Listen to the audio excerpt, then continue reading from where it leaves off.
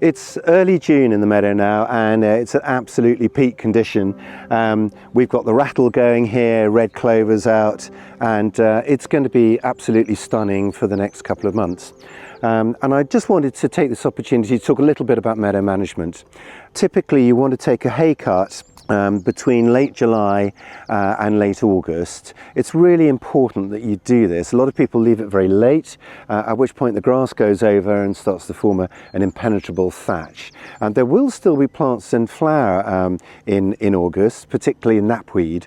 And it's again important to vary the time of that cuttings year to year, so you don't lose the representation of the early and the late flowering species.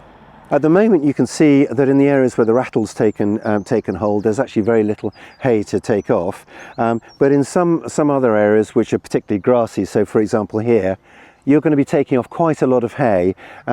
It's relatively easy to cut. You can hire machinery if you don't have it yourself, but do think about where you're going to put your risings. Again, it's really important to take them off when you take that hay cut. And then once you've taken the cut, keep your meadow tidy over the winter. This is becoming significantly more important now because of climate change. So the grasses don't stop growing throughout the winter months. So you're really mimicking the effect of stocking at a kind of low level. But just keep it cut. Again, always collecting the cuttings.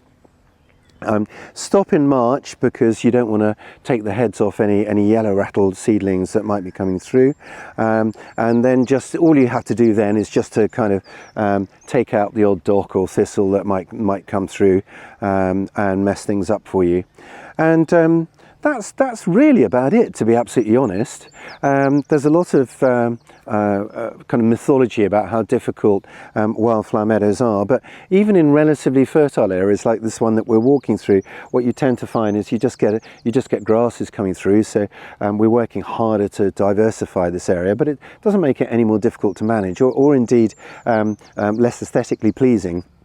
Talking of which, good idea to mow these kind of serpentine paths through your meadow areas, which make them look much more designery, if you like.